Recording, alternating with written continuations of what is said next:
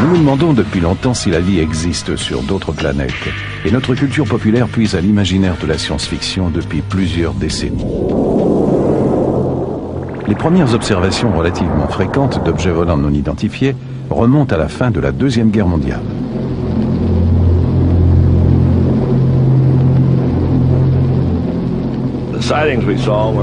Les observations qu'on a faites ont eu lieu en 1944, en novembre ou décembre. On apercevait ces boules de feu qui frôlaient les ailes de notre avion. Celles que j'ai aperçues étaient blanches. Plusieurs autres ont rapporté avoir aperçu des lumières rouges et quelques-uns des lumières vertes.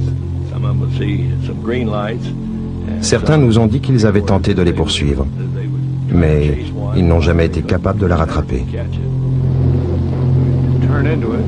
On tournait vers elle, et elle se détournait de nous.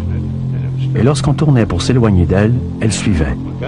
J'ai tenté de l'observer dans ma mire, mais je n'y suis jamais parvenu. Notre avion, un Mosquito britannique, pouvait voler à 450 nœuds. On l'a poussé à fond à quelques reprises pour tenter de s'en approcher. On n'a jamais pu s'en approcher. Les pilotes surnomment ces ovnis Foo Fighters. Il pouvait aussi bien s'agir d'une arme secrète allemande, d'hallucinations visuelles ou de toute autre chose. Je pense qu'on ne sait pas encore si c'était leur imagination, des hallucinations, des extraterrestres ou un objet télécommandé au sol par les Allemands. Mais en 50 ans, rien n'a changé la perception qu'il s'agissait d'objets volants non identifiés. Les observations de Foo Fighters cessent à la fin de la guerre. 2 ans après la Deuxième Guerre mondiale, dans l'État de Washington, le pilote civil Kenneth Arnold, aux commandes d'un petit avion privé, aperçoit d'étranges objets volants près du mont Rainier. Les appareils oscillent, tournent et semblent se déplacer plus vite qu'aucun autre avion connu.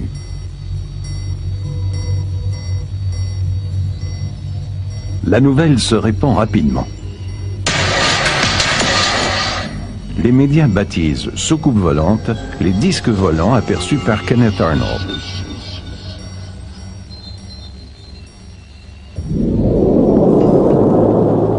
La vie a repris son cours normal aux États-Unis. Mais les observations d'objets volants non identifiés se multiplient. Se pourrait-il que ce soient des avions de reconnaissance soviétiques? Cela expliquerait leur présence à proximité des bases militaires stratégiques. La peur s'installe. Les secrets de la bombe atomique sont menacés. Le risque d'une guerre nucléaire fait monter les enjeux.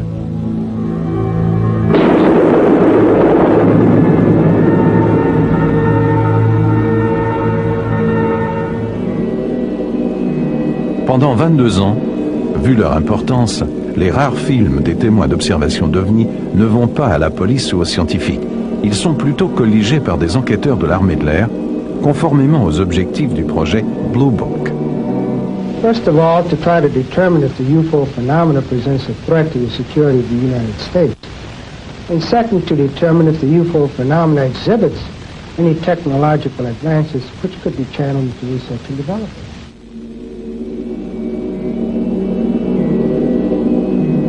En 1969, l'affaire est classée. L'armée de l'air en vient à la conclusion que les données sont insuffisantes et que les ovnis ne représentent aucune menace. Ils ont évalué 32 001 comptes rendus d'observation qu'ils ont tous catalogués. Ils ont fait une évaluation qualitative de chaque rapport.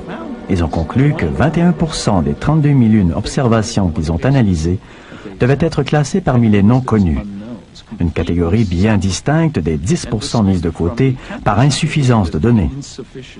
Ils ont constaté que plus l'observation était documentée, plus elle se classait parmi les inconnus.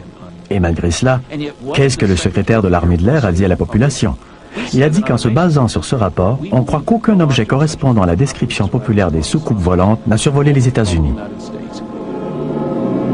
Mais bien des gens ne sont pas convaincus par le rapport et les conclusions de la commission gouvernementale. En 1987, un événement inattendu semble leur donner raison. Le chercheur britannique Tim Good met notamment la main sur un document présumé confidentiel destiné au président Dwight Eisenhower en date du mois de novembre 1952. Ces documents semblent confirmer que le gouvernement américain a effectivement recouvré clandestinement les cadavres de quelques extraterrestres après l'écrasement d'un appareil volant près de Roswell, au Nouveau-Mexique, en 1947. Les responsables de l'opération y sont désignés The Majestic 12, les 12 majestueux. Selon ces documents, un éleveur local a rapporté la découverte des débris d'une soucoupe volante qui se serait écrasée à 120 km au nord-ouest de la base de l'armée de l'air de Roswell, au Nouveau-Mexique, en 1947. Les sauveteurs y auraient trouvé les cadavres de 4 extraterrestres. Les débris et les corps auraient été transportés en divers endroits pour en faire l'analyse.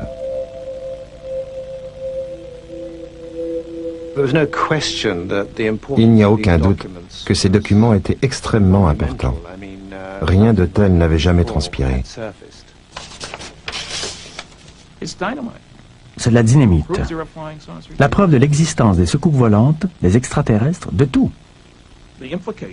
Cela implique, 1, que la Terre est visitée par des vaisseaux extraterrestres, et 2, que non seulement le gouvernement le sait, mais qu'en outre, il possède des vestiges et des corps d'extraterrestres depuis au moins 1947. Les experts ne sont pas tous aussi catégoriques. 10 minutes après avoir examiné ces documents, en me basant sur mes recherches antérieures sur les ovnis, je savais qu'ils n'étaient pas authentiques. Parmi les documents qu'a reçu Tim Good figure un mémorandum du président Truman à son ministre de la Défense. Certains observateurs n'ont pas tardé à remarquer que la signature de ce document est identique à celle d'un autre document officiel, celui-là. Tous ceux qui connaissent les techniques d'analyse des documents savent que la signature d'une personne n'est jamais exactement la même. Cela nous a indiqué que la signature du document antérieur, qui est authentique, a été découpée par le faussaire et collée sur ce faux document pour faire croire à son authenticité.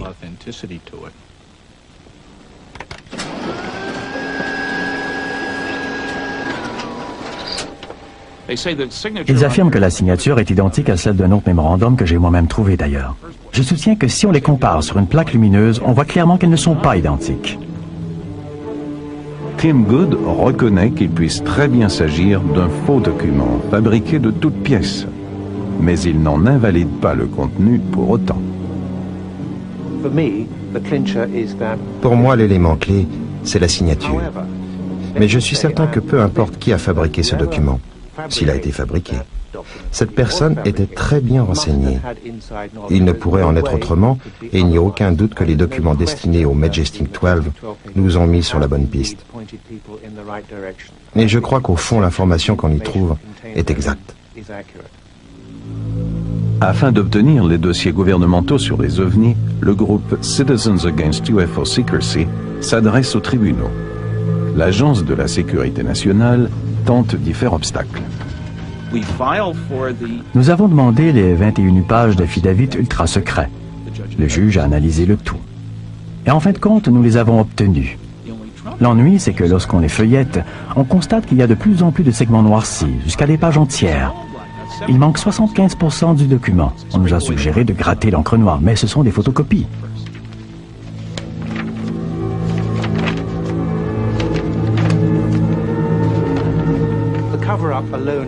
La dissimulation en tant que telle est prouvée par les documents remis par des agences comme le FBI, qui avaient nié toute implication avec la recherche sur les ovnis, jusqu'à ce que la loi sur l'accès libre à l'information démontre qu'ils mentaient. L'agence a fourni 1100 pages de documents. La CIA avait nié s'intéresser à ce dossier.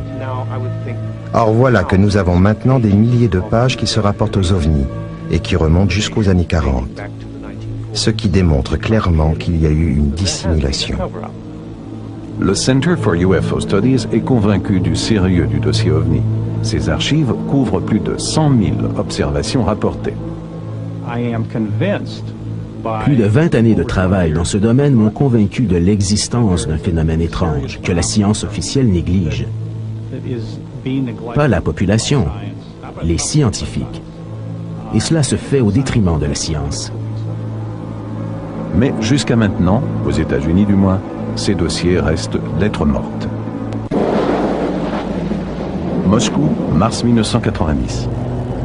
On a aperçu des lumières clignotantes dans le ciel au nord-est de Moscou. Pendant 3h30, les chasseurs de l'armée de l'air tentent de cerner l'objet volant non identifié qui se déplace à une vitesse estimée à près de 5000 km à l'heure.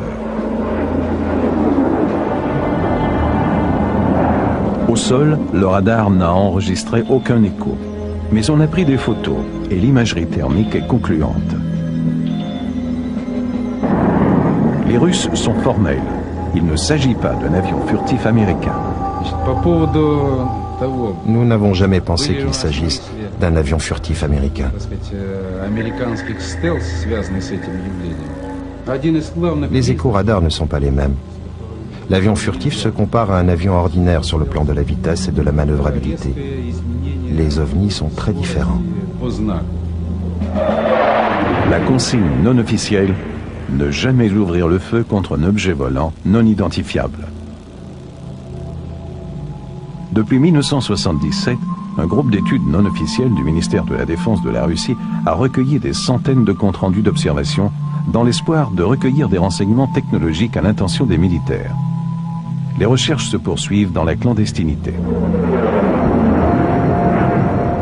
Leur dossier mentionne plusieurs cas, dont ce rapport d'un pilote qui a aperçu une lumière qui fonçait sur lui en vol.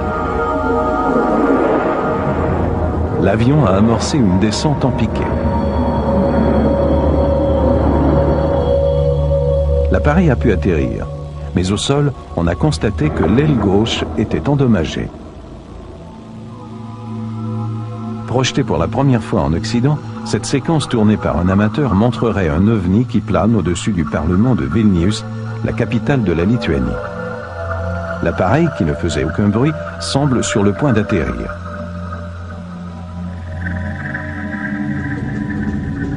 Le lendemain, à l'aube, la milice locale enregistre cette vidéo.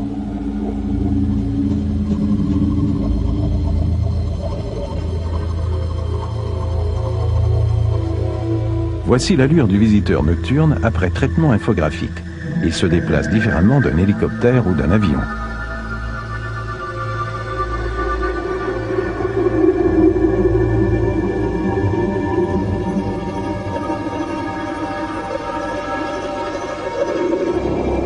Lors d'un autre incident, en 1977, des centaines de personnes ont aperçu un ovni géant qui survolait la ville de Petrozavodsk, dans le nord-ouest de la Russie. L'analyse a cependant conclu qu'il s'agissait de la combustion du premier étage d'une fusée à la suite du lancement secret d'un satellite artificiel. L'Académie des sciences considère néanmoins que ces phénomènes sont dignes d'une enquête sérieuse. Outre les recherches militaires, cet organisme gouvernemental de recherche fondamentale coordonne la cueillette des données de 10 autres centres scientifiques. Nous analysons les rapports d'observation d'OVNI. Dans certains de ces cas, nous effectuons des recherches sur le terrain.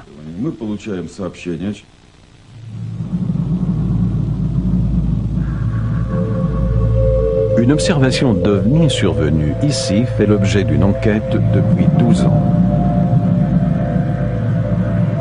Plusieurs passagers d'un train ont déclaré avoir aperçu un OVNI. Ils affirment qu'un appareil métallique s'est posé ici. Le biologiste Yuri Semyakov pense qu'il s'y est effectivement produit des changements permanents. Nous pensons qu'il puisse s'agir du point d'atterrissage. L'endroit est très intéressant à cause de l'intensité du champ magnétique local. Nous y avons aussi effectué diverses analyses physico-chimiques et biologiques. Il a constaté que les organismes vivants fuient cet endroit. Cela concorderait avec les observations faites à d'autres sites d'atterrissage présumés d'OVNI où le sol semble vide de toute vie, même de micro-organismes. Le plus étonnant, c'est que les échantillons de terre prélevés sur le site contiennent de petites sphères. Ces recherches l'amènent à conclure qu'elles sont d'origine extraterrestre et qu'elles contiennent de l'ADN, la base de la vie. Mais les tests effectués aux États-Unis sont partagés. Certains concluent à une substance d'origine inconnue, d'autres à des composantes de systèmes de filtration. Certains chercheurs russes croient néanmoins qu'il s'agit de microsondes biologiques d'origine extraterrestre. Le 28 novembre 1980, à Todmorden, en Angleterre, le policier anglais Alan Godfrey effectue sa ronde de nuit lorsqu'il aperçoit un objet qu'il n'arrive pas à identifier. Je travaillais de nuit, de 22h à 6h. J'ai décidé d'aller voir la propriété d'en haut. J'allais tourner lorsque j'ai aperçu cet objet à près de 500 mètres plus haut. En approchant de l'objet, j'ai compris que j'étais devant quelque chose de plutôt inhabituel aux petites heures du matin à Todmorden.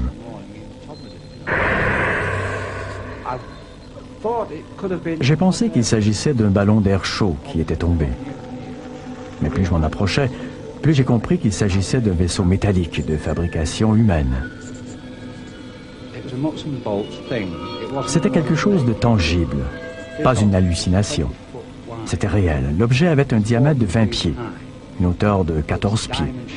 Il avait une forme de losange. La moitié du bas était en rotation. Celle du haut était stationnaire. Il possédait une rangée de hublots sombres, mais cela pouvait aussi être des panneaux. Si j'étais sorti de la voiture, j'aurais pu prendre une brique et la lancer et j'aurais probablement su s'il s'agissait de hublots de verre ou non.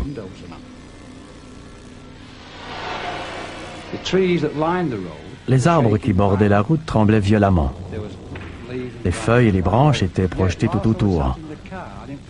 Mais dans la voiture où j'étais assis, je n'ai senti aucune vibration. Je n'ai entendu aucun bruit. J'ai pris mon calepin, je l'ai placé sur mes genoux et j'ai commencé à dessiner. Et pendant que je dessinais l'objet,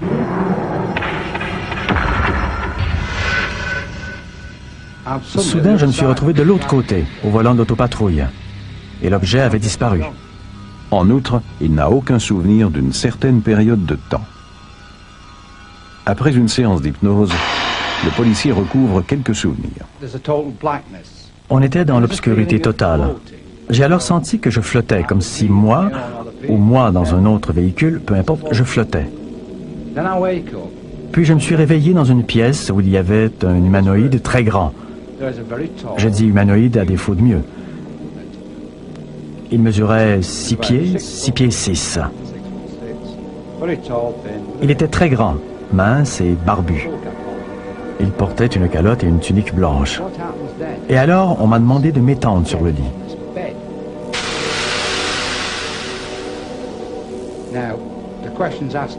On me demande comment il m'a demandé cela, mais je n'ai pas vu bouger sa bouche. Il ne parlait pas, il voulait simplement que je m'étende sur le lit. De toute évidence, quoi que cela ait été, cela avait une certaine influence sur mes pensées. Or, je me sentais à l'aise avec lui. J'avais l'impression de l'avoir déjà rencontré. Je ne ressentais pas de peur, rien du genre. Je ne me sentais pas en danger. Alors je suis étendu sur le lit et puis ces horribles petites choses s'amènent. Ils étaient en forme d'ampoule avec des yeux noirs, sombres. C'est la meilleure description que je puisse en faire. Et ils étaient 7 ou 8.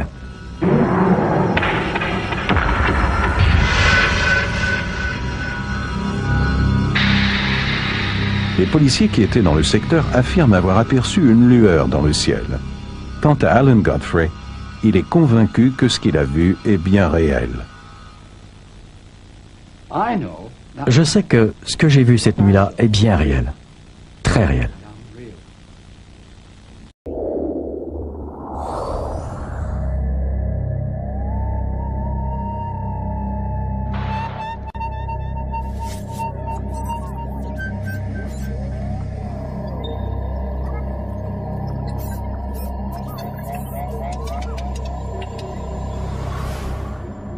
Depuis l'espace, notre Terre apparaît comme un vaste monde dans lequel la vie a pu se développer.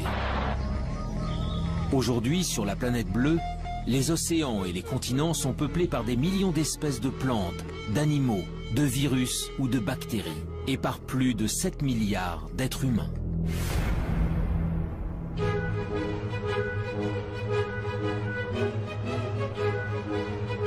Mais dans l'immensité de l'univers, notre Terre n'est rien d'autre qu'un minuscule confetti. Loin, très loin de nous, se trouvent des milliards de galaxies, d'étoiles et de planètes. Alors, est-il possible que parmi ces mondes inconnus, situés à des années-lumière du nôtre, d'autres êtres vivants aient pu prospérer? La vie sur Terre serait-elle une exception, le fruit d'un hasard unique et singulier?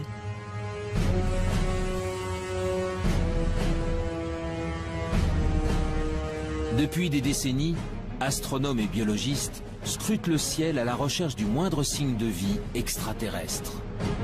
Ils pointent leurs télescopes vers les confins de l'espace pour détecter des planètes sœurs de la Terre où des formes de vie auraient pu se développer.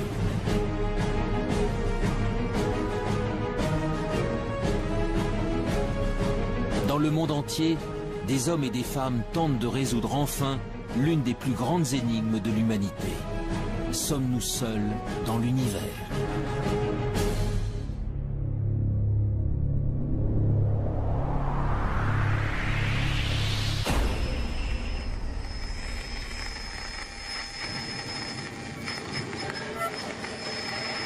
L'existence de la vie ailleurs que sur la Terre alimente depuis longtemps les mythes et les légendes. OVNI, extraterrestres, martiens. Les auteurs de science-fiction ou les témoins d'événements anormaux véhiculent cette idée qu'un jour, une rencontre avec des êtres venus d'une autre planète est possible. Pour découvrir si cette idée relève du fantasme ou de la réalité, c'est l'univers tout entier qu'il faudrait parvenir à explorer. Mais les énigmes qui l'entourent sont nombreuses. Créé lors du Big Bang il y a environ 13,5 milliards d'années, il est tellement vaste que nous n'en connaissons même pas les dimensions. À l'intérieur se trouveraient des centaines de milliards de galaxies, et dans ces galaxies, des centaines de milliards d'étoiles. Notre Soleil et les 8 planètes qui gravitent autour ne sont donc que quelques grains de poussière dans le cosmos. Alors, où commencer cette quête de la vie ailleurs? Dans quelle direction regarder? Et que chercher?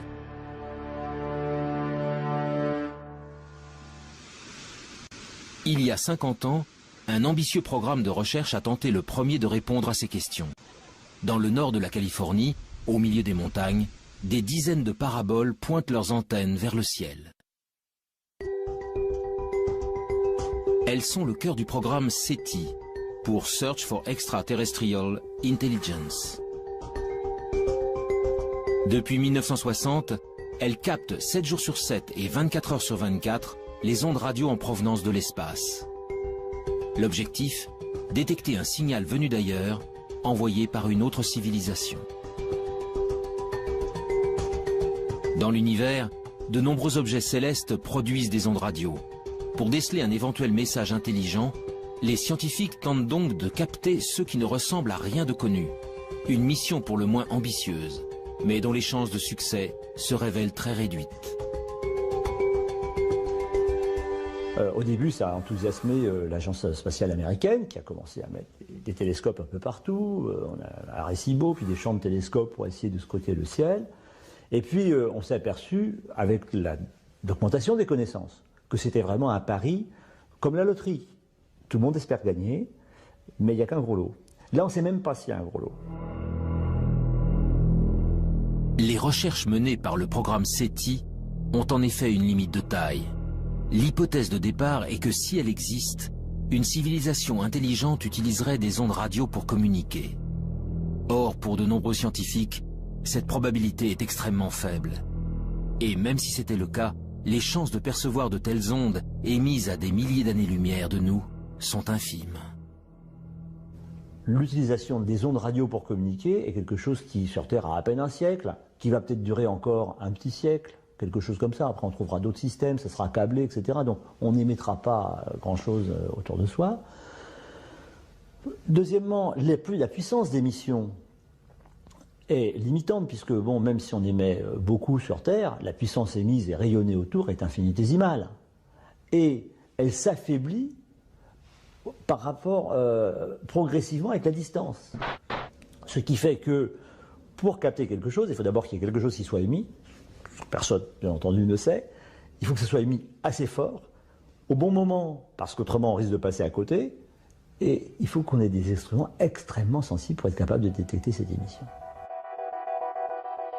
Malgré ses limites, le pari du projet SETI est aujourd'hui encore l'objet de nombreux espoirs. Mais tandis que certains attendent patiemment de recevoir un signal émis par une civilisation intelligente, d'autres spécialistes se sont engagés dans une quête bien différente.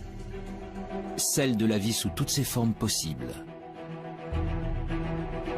Sur Terre, elle revêt une multitude de formes, des êtres complexes dotés d'intelligence jusqu'aux végétaux et aux bactéries les plus primitives. Alors, si la vie est apparue ailleurs dans l'univers, à quoi pourrait-elle ressembler? Pour le savoir, il faut d'abord définir précisément ce qu'est le vivant, et surtout connaître en détail les ingrédients essentiels à son apparition. Mais on a beaucoup de mal à définir la vie. Et généralement, on ne sait pas définir de façon extrêmement stricte la vie. Je prends un exemple simple. Un grain de sable, c'est pas vivant, ça tout le monde est à peu près d'accord pour le dire, comme un gros caillou. Bon, nous on est vivants, on est tous à peu près d'accord pour le dire. Un virus, on ne sait pas trop si c'est vivant ou pas. On ne sait pas où mettre la définition. Donc on a un problème de limite. Le principe de base de tout être vivant est sa capacité à se diviser, à croître et à transmettre de l'information à sa descendance pour évoluer. Pour chercher si la vie a pu se développer sur une autre planète, des chercheurs tentent de découvrir comment elle y est parvenue chez nous, sur la Terre. Leur objectif, remonter au premier temps de l'histoire de notre planète pour connaître les formes de vie les plus simples qui peuvent exister. Des formes de vie qui pourraient être à l'origine de toutes les autres.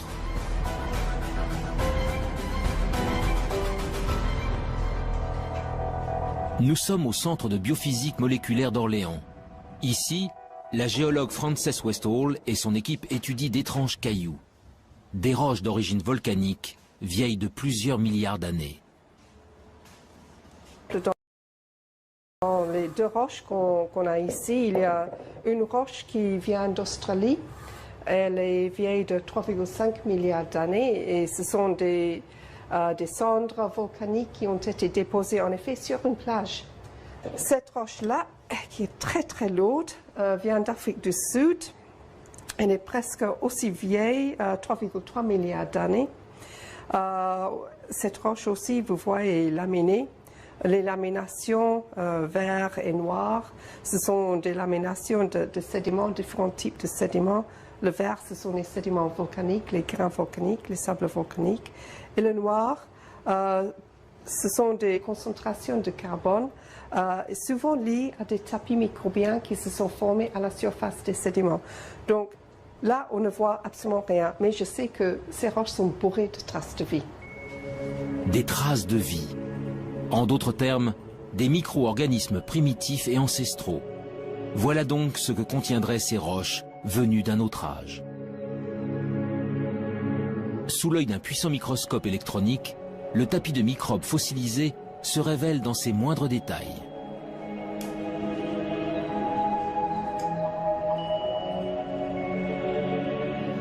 Oui, ici on voit tous les filaments qui ont formé la surface de ce tapis. Tous les filaments sont en orientation, comme ça. Comme si elles ont été entraînées dans un flux d'eau. Il s'est formé sur la plage, dans une petite ruisseau qui sortait d'une source hydrothermale.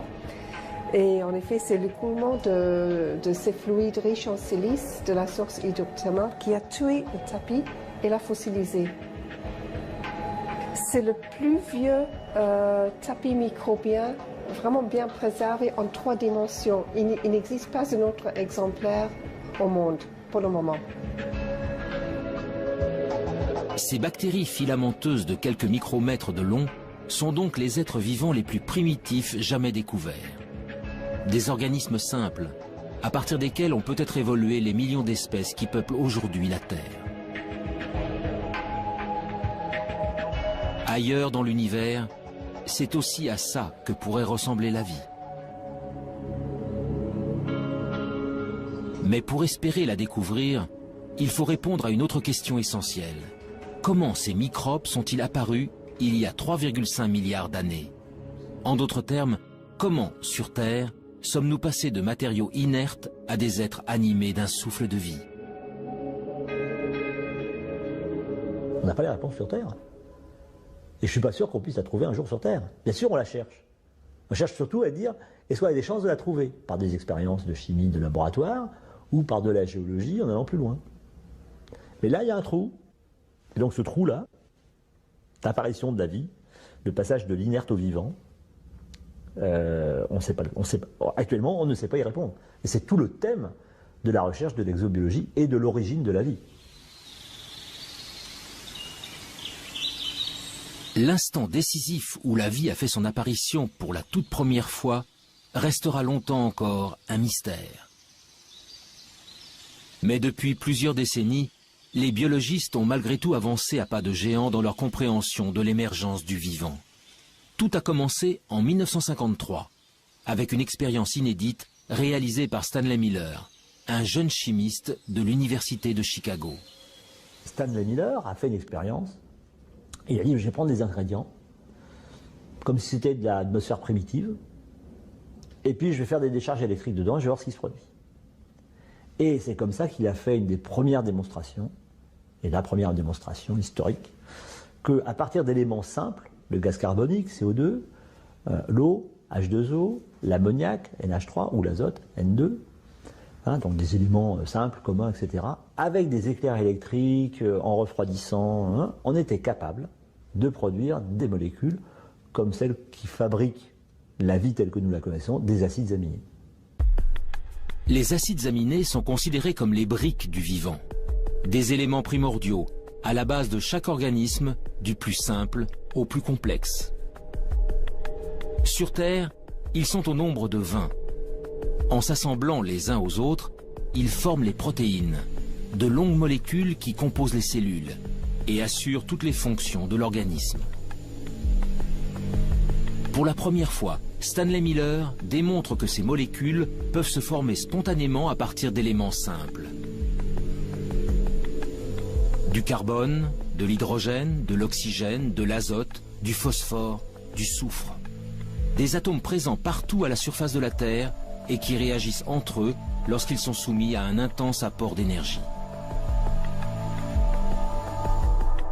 Il y a plus de 4 milliards d'années, les prémices de la vie sur notre planète seraient donc sans doute apparues ainsi. Mais alors ce même phénomène a-t-il pu se produire ailleurs dans l'univers? D'autres astres ont-ils un jour été le siège de telles réactions chimiques? Le 28 septembre 1969, une météorite s'écrase dans le sud de l'Australie. Baptisé météorite de Murchison, du nom du village voisin, ce caillou tombé du ciel va révolutionner notre conception des origines de la vie. Dans la météorite de Murchison, on a trouvé 70 acides aminés différents. Donc on sait pas, ils ne sont pas terrestres. Ils ont été produits chimiquement quelque part. Des acides aminés semblent donc pouvoir être fabriqués ailleurs que sur Terre. Pour découvrir où dans l'univers de telles réactions chimiques auraient pu se produire, direction la région parisienne, au sein du prestigieux Institut d'astrophysique spatiale.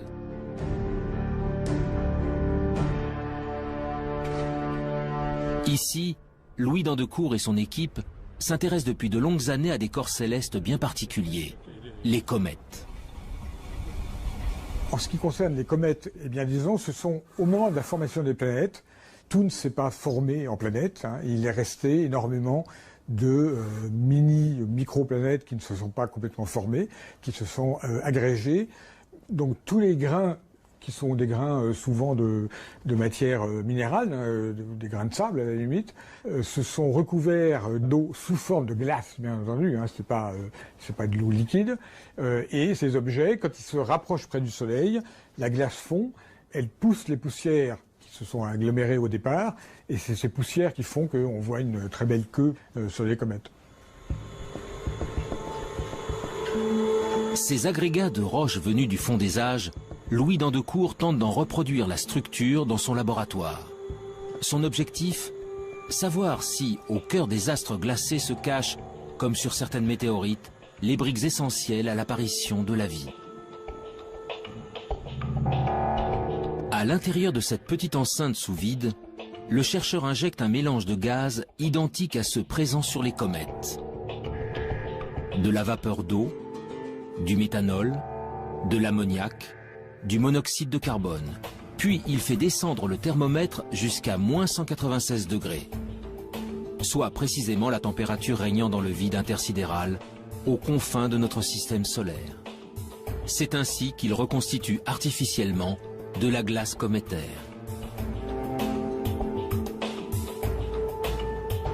Pendant 2 semaines, le mélange est bombardé par des rayons UV. Un rayonnement puissant qui équivaut à l'intensité émise par la lumière des étoiles pendant 1 million d'années.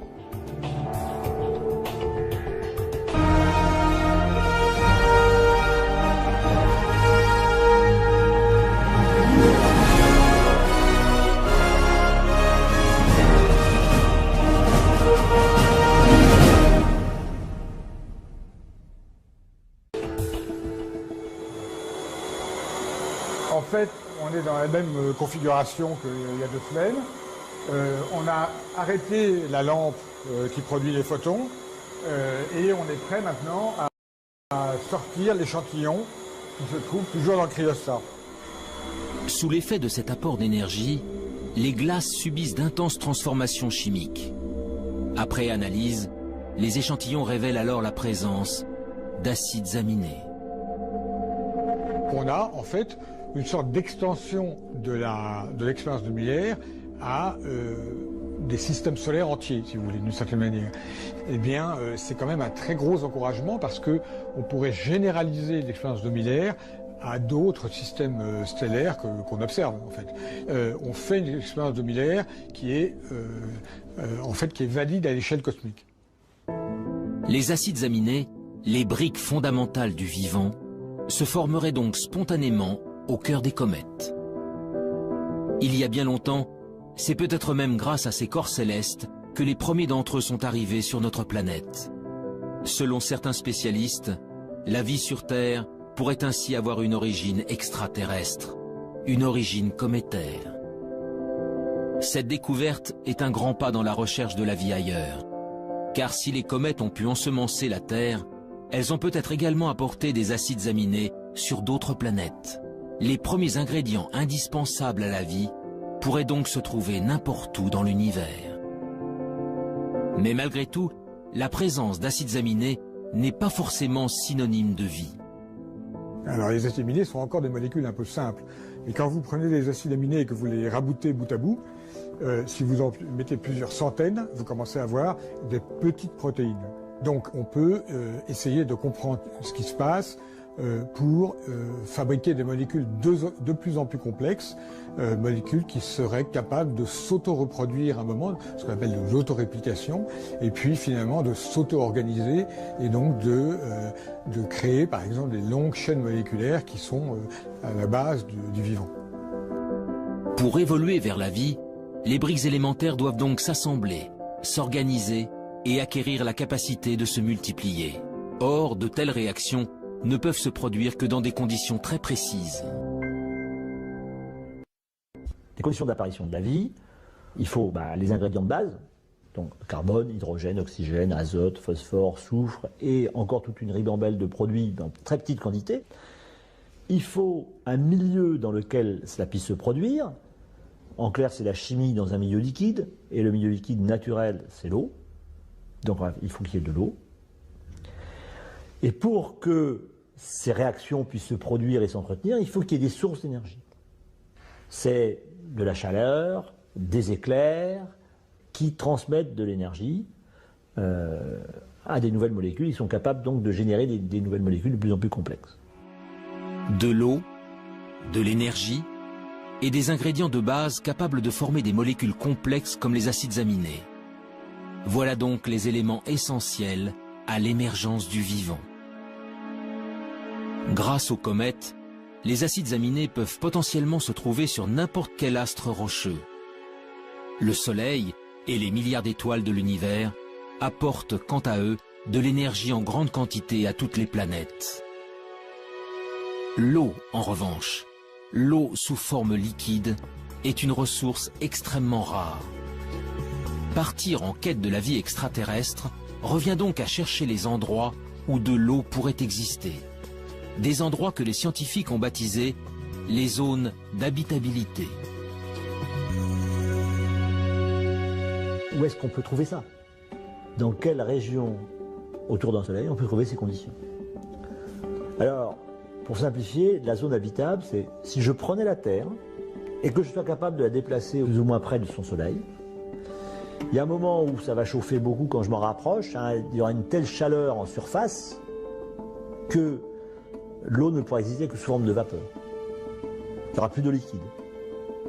Si je m'éloigne, il va faire de plus en plus froid parce que je reçois de moins en moins d'énergie.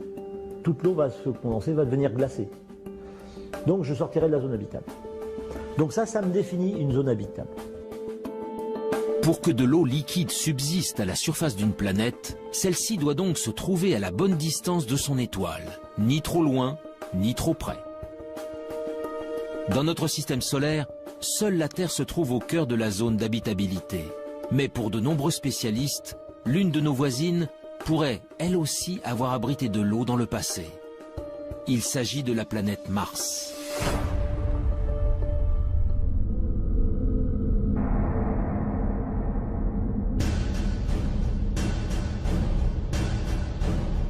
Aujourd'hui, Mars est un désert hostile et froid. À sa surface, une atmosphère toxique et un désert rouge battu par des vents violents. Mais en se rapprochant, les traces d'un passé bien différent se révèlent. Des fleuves asséchés, des canyons, des deltas. Autant d'indices démontrant qu'autrefois, l'eau coulait à flot sur la planète rouge. Mars est en réalité à l'extrême limite de la zone habitable de notre Soleil. Il y a plusieurs centaines de millions d'années, elle était ainsi recouverte d'un vaste océan. Alors, cette eau aurait-elle permis à une vie extraterrestre de s'y développer? Et si oui, des organismes vivants ou fossilisés subsistent-ils encore quelque part? Depuis quelques décennies, la planète Mars fait l'objet de toutes les attentions. Américains, Russes, Européens y ont déjà envoyé près de 50 missions pour en percer les mystères. La dernière en date s'appelle Curiosity.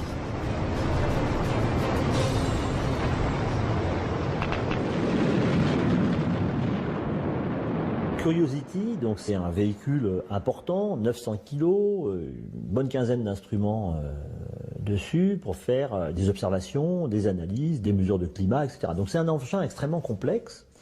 L'objectif premier de Curiosity, c'est de déterminer les conditions qui ont pu exister lorsque le cratère dans lequel il est tombé a été formé, et depuis qu'il a été formé. Donc c'est un peu déterminer les conditions d'habitabilité. Est-ce que la planète a connu une période humide? Est-ce qu'elle a duré assez longtemps? Et qu'est-ce que ça a produit au niveau de la géologie?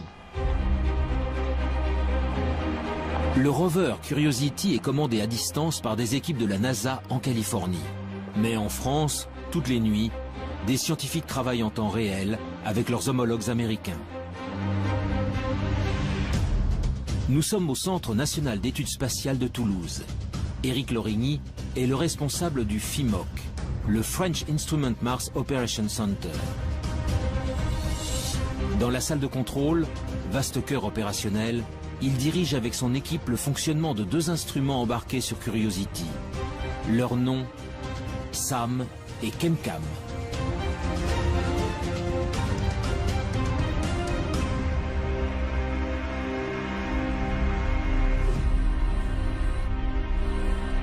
L'instrument ChemCam est un instrument qui envoie un laser sur des roches.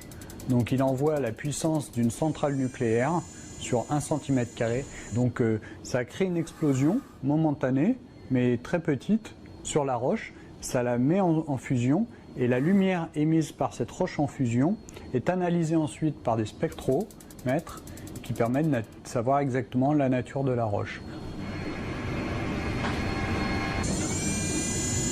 L'instrument SAM il analyse, donc il récupère des échantillons, et il peut analyser soit de l'atmosphère, soit des échantillons solides, et après déterminer là très finement la nature exacte de ce qu'il y a à l'intérieur de ces roches ou de cette atmosphère.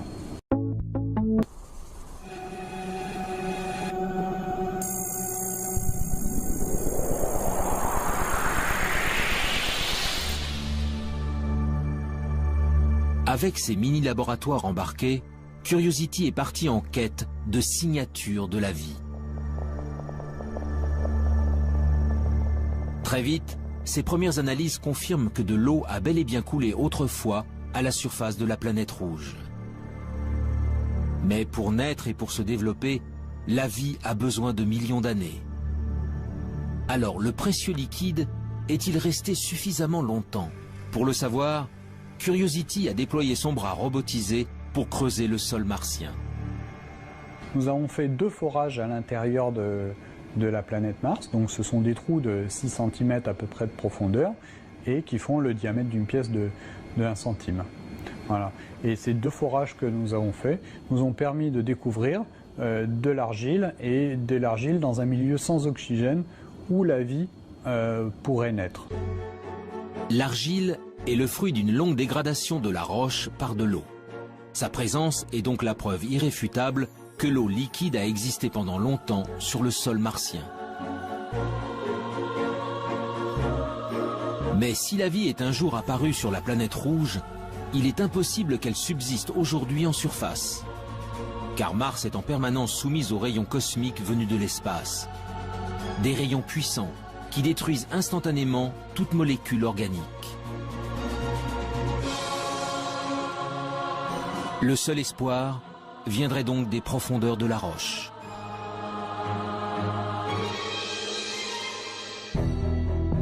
Le 8 février 2013, à quelques centimètres sous la surface, Curiosity a mis en évidence la présence d'un monde plus hospitalier. Des roches gris-vert, non oxydées, bien à l'abri des rayonnements nocifs. Pour l'heure, le rover n'y a décelé aucune trace de vie, ni même d'acides aminés. Mais ces premiers indices ont encouragé les scientifiques à poursuivre leur quête. Bientôt, un nouveau robot encore plus performant prendra la relève de Curiosity. Son nom, ExoMars. Développé par l'Agence spatiale européenne, son lancement en direction de Mars est prévu pour 2018. Mais cela fait déjà 10 ans que les chercheurs du Centre d'études spatiales de Toulouse travaillent à la fabrication de ce rover à la pointe de la technologie. Le planétologue Pierre-William Bousquet est à la tête des opérations. On considère que la vie, si elle existe encore dans le sous-sol, doit être au moins enfouie à 1 mètre, 1 mètre 50. Donc Curiosity, sa foreuse ne permet pas d'aller aussi profondément. Et de ce point de vue-là, il faudra attendre la mission ExoMars, qui est équipée d'une foreuse qui sera capable de creuser jusqu'à 2 mètres de profondeur pour trouver des formes de vie fossiles qui seraient mieux conservées et éventuellement trouver des formes de vie au présent s'il en existe encore. Cette foreuse permettra à ExoMars d'effectuer des prélèvements réguliers à une profondeur jamais atteinte. Grâce à une batterie d'instruments embarqués, il analysera ensuite les échantillons, en quête du moindre indice de vie actuelle ou fossilisé.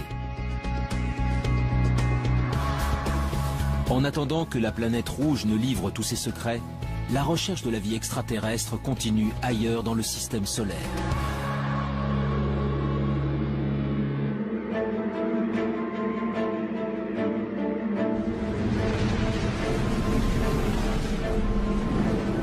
Au-delà de Mars, les planètes rocheuses cèdent la place aux géantes gazeuses. À plus de 800 millions de kilomètres de la Terre, Jupiter et Saturne sont les planètes les plus imposantes du système solaire.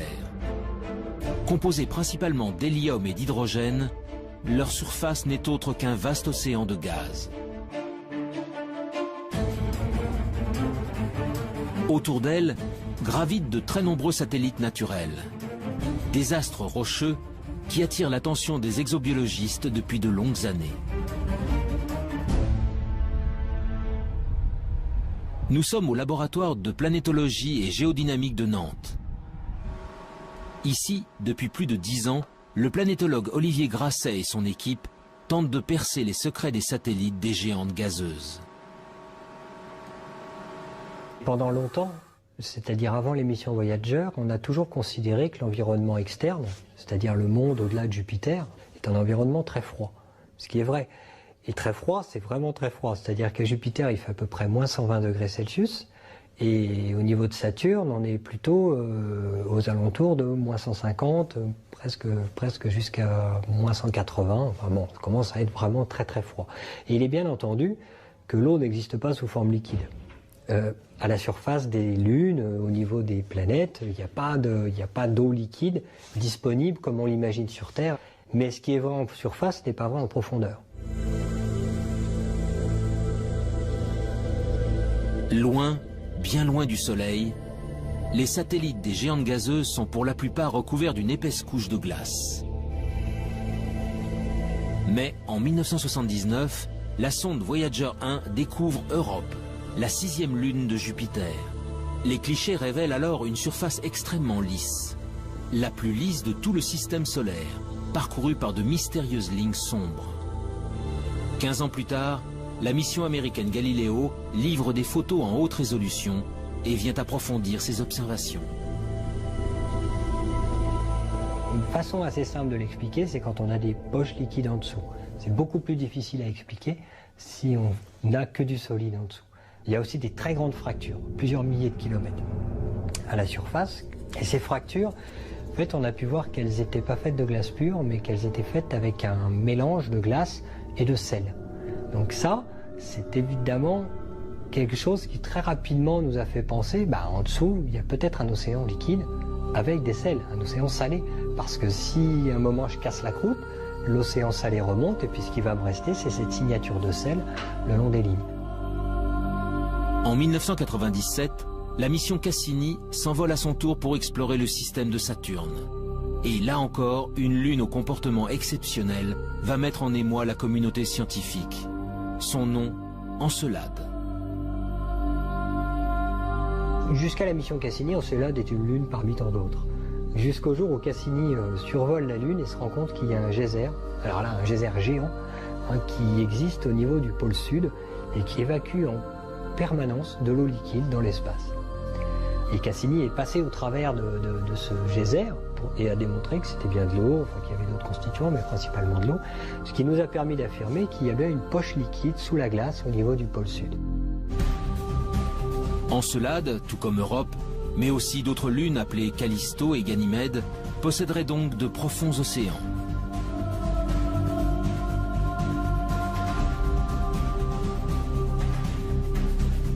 Mais cette eau est enfouie sous des kilomètres de glace dans l'obscurité la plus totale. Dès lors, peut-elle malgré tout héberger des êtres vivants? Sans aucun apport de lumière, la vie est-elle capable de subsister? En parallèle à l'exploration spatiale, on a poursuivi avec des moyens nouveaux l'exploration de la Terre, d'autres disciplines scientifiques.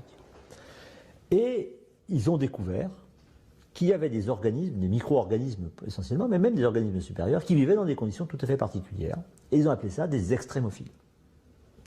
Donc ça voulait dire que la vie aurait pu exister et se développer sur ces corps célestes dans des conditions beaucoup plus larges que les conditions physiques qu'on connaissait au départ sur la Terre. Pour les spécialistes, ces organismes ultra résistants seraient donc capables de survivre dans les océans enfouis des satellites glacés.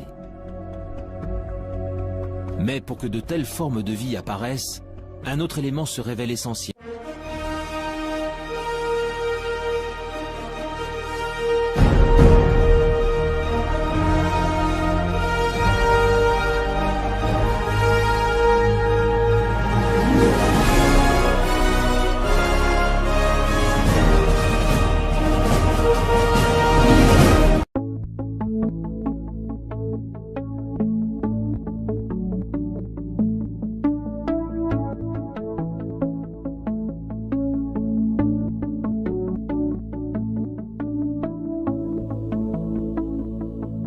Today's announcement of a really fascinating result about current water on Mars is one of the reasons why I feel it's even more imperative that we send astrobiologists and planetary scientists to Mars to explore the question of, is there current life on Mars? From the Curiosity rover, we now know that Mars once was a planet very much like Earth, with warm, salty seas, with freshwater lakes, probably snow-capped peaks and clouds and a water cycle, just like we're studying here on Earth with our Earth science satellites, the water cycle here on Earth. But something has happened to Mars. It lost its water. But we still have, in the atmosphere and on the surface, for the most part, but we still have this question of, did life arise on Mars once, and can we find out? Mars suffered a major climate change and lost its surface water.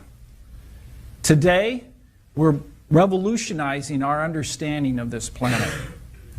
Our rovers are finding that there's a lot more humidity in the air than we ever imagined.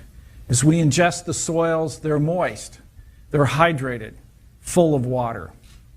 These discoveries are very important, but they were only part of the hydrological cycle on Mars that we're just now beginning to understand.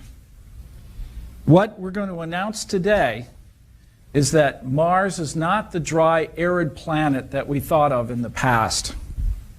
Today we're going to announce that under certain circumstances, liquid water has been found on Mars.